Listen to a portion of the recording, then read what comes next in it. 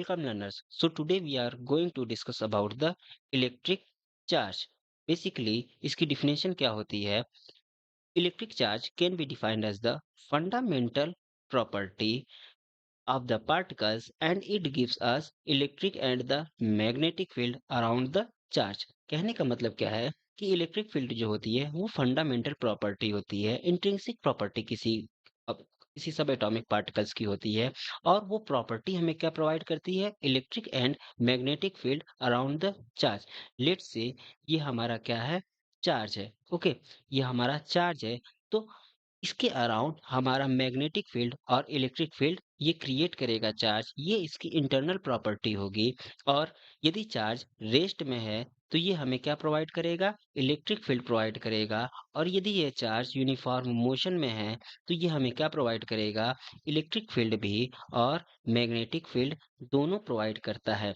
Basically यदि हम charge को कैटेगराइज करें यानी टाइप्स बताएं तो ये दो टाइप्स के होते हैं। पहला क्या होता है हमारा?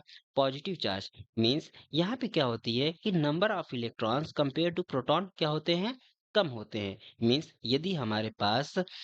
यदि हम लेट करें कि हमारे पास यहाँ पे फाइव इलेक्ट्रॉन्स हैं और हमारे पास कितने? 10 प्रोटॉन्स है। ठीक है, पॉजिटिव चार्ज है। तो यहाँ पे हमारा पॉजिटिव चार्ज डोमिनेटिंग है, इसीलिए इसको कहते हैं पॉजिटिव चार्ज। और सेकंड कैटेगराइज क्या होती है इसकी?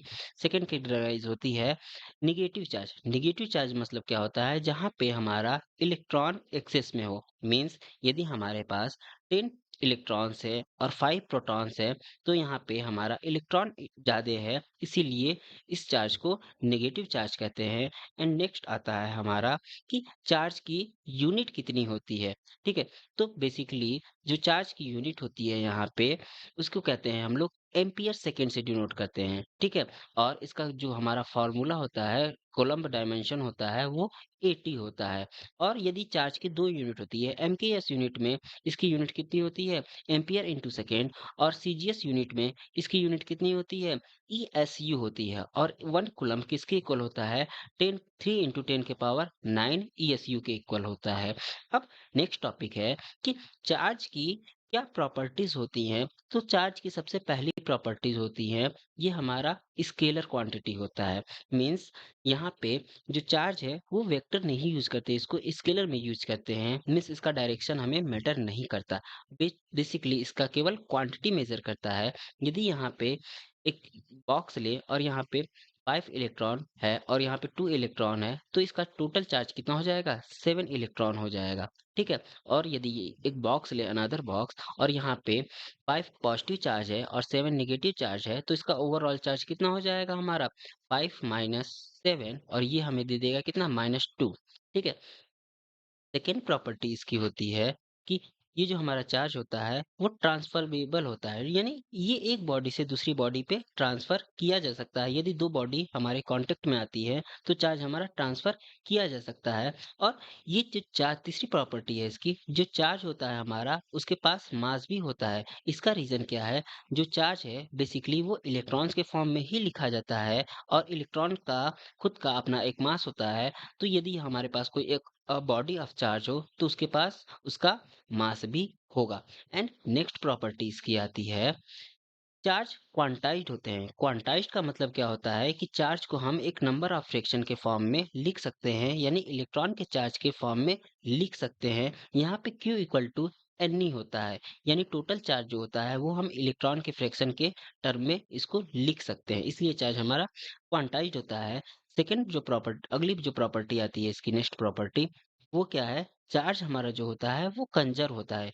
यानी कोई भी यदि हम केमिकल इक्वेशन ले, तो केमिकल इक्वेशन या भी कोई भी हम एग्जांपल ले बेसिकली, तो यदि हमारा ये क्या है? NaCl, ये किस में कन्वर्ट होता है? Na+ और Cl माइनस में कन्वर्ट हो रहा है। तो यहाँ पे 1 पॉजिटिव 1 नेगेटिव, जीरो चार्ज इधर हो गया और जीरो चार्ज इधर हो गया, यानी टोटल चार्ज हमारे क्या होते हैं? कन्वर्ट, कंजर्व होते हैं।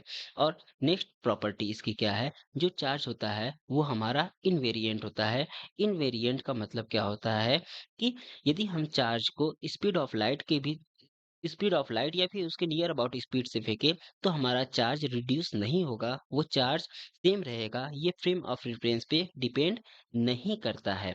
सो नेक्स्ट चीज आती है कि मेथड ऑफ चार्जिंग।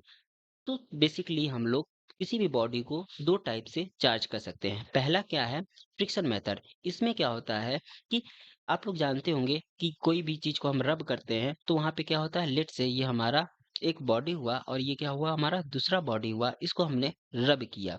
ठीक है, इसको इसको कांटेक्ट में लाया और इसको रब किया, तो यहाँ पे हमारे जो पहले इलेक्ट्रॉन थे, लेट से 5 इलेक्ट्रॉन इस पे थे, 5 इलेक्ट्रॉन थे और 5 प्रोटॉन थे, यानी ये न्यूट्रल में था। अब इसको रब करने के कारण यहाँ पे हमारा कुछ इलेक्ट्रॉन्स इसके पास ट्रांसफर हो गए, लेट से अब इसके पास जो इलेक्ट्रॉन बचे वो 3 इलेक्ट्रॉन बचे, तो यहाँ पे नेट चार्ज कितना हो जाएगा हमारा, यहाँ पे 5 - 3 यानी 2 पॉजिटिव चार्ज इस बॉडी पे हमारे आ गए।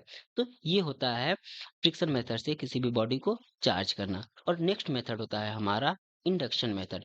बेसिकली इंडक्शन मेथड क्या होता है यहाँ से कि यदि किसी कोई बॉडी है, ठीक है, लेट से हमारा कोई एक मेटल बॉडी है, ठीक, यहाँ पे क्या हो गया, हमारा एक मेटल बॉडी हो गया। ठीक, अब इस पे हम क्या करेंगे, इस मेटल बॉडी पे यहाँ पे same amount of negative and same amount of positive charge होंगे। ठीक है, तो इसमें क्या करेंगे, अब हम एक चार्ज बॉडी लाएंगे। ठीक, चार्ज बॉडी हमारा पॉजिटिव चार्ज हो गया, चार्ज बॉडी लाया, तो यहाँ से क्या हो गया, अब हम इसको यहाँ पे ये नेगेटिव वाले पोर्शन को अट्रैक्ट करेगा। अब हम इसको क्या किया, अर्थ से ग्राउंडेड कर दिए। अर्थ हमारा जो है निगेटिवली चार्ज है, तो सारे के सारे पॉजिटिव चार्ज यहाँ से अर्थ में चले जाएंगे, यानी केवल इस स्फीयर पे निगेटिव चार्ज ही बचा। जब निगेटिव चार्ज बचा, अब हम क्या करेंगे, इस बॉडी को यहाँ से दूर ले जाएंगे और इसको अर्थ से भी रिमूव कर देंगे। तो यहाँ पे केवल अब हमारे बॉडी के पास निगेटिव चार्ज बचेगा, यानी हमारा ये बॉडी जो पहले न्यूट्रल था, अब बाद में क्या हो जाएगा, ये चार्ज पार्टिकल बन जाएगा। सो इस पे एक एग्जाम्पल भी कर लेते हैं कि लेट से हमारा क्या है यहाँ पे कि 10 के पावर 12 अल्फा पार्टिकल है। ठीक है, और ये पर सेकेंड एक न्यूट्रल सरफेस है, स्फीयर है, यहाँ पे लेट से ये हमारा स्फीयर है, ये इस पे क्या कर रहे हैं, पर सेकेंड 10 के पावर 12 अल्फा पार्टिकल इस पे गिर रहे हैं। तो calculate time in which the sphere gate charge 2 microcoulomb, यानी यहाँ पे क्या है, इस पे 2 माइक्रोकुलम चार्ज जब ये हो जाए तो ये कौन सा टाइम इसके लिए होगा। ठीक, तो यहाँ पे 1 सेकेंड में कितना गिरता है इस पे, 1 सेकेंड में 10 के पावर 12 अल्फा पार्टिकल गिर रहे हैं।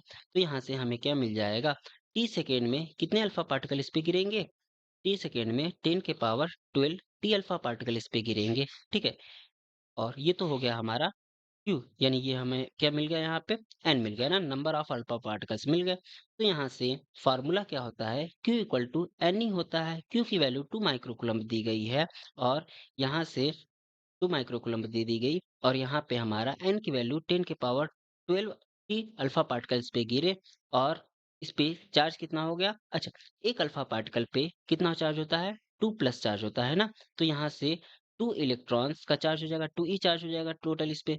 ठीक है, तो यहाँ से कैलकुलेट करेंगे इसको तो कितना मिलेगा, यहाँ से 2 से 2 तो कैंसिल आउट हो जाएगा यहाँ पे, और माइक्रो का मतलब क्या होता है, 10 के पावर -6।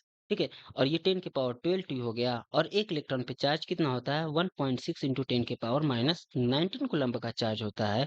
तो यहाँ से हमें टी की वैल्यू कैलकुलेट करेंगे तो कितनी मिल जाएगी, टी की वैल्यू कैलकुलेट किया तो हमें 6.25 सेकेंड मिला, यानी 6.25 सेकेंड में ये हमारा जो स्फीयर है वो कम्प्लीटली 2 माइक्रोकुलम्ब चार्ज हो जाएगा। So thank you.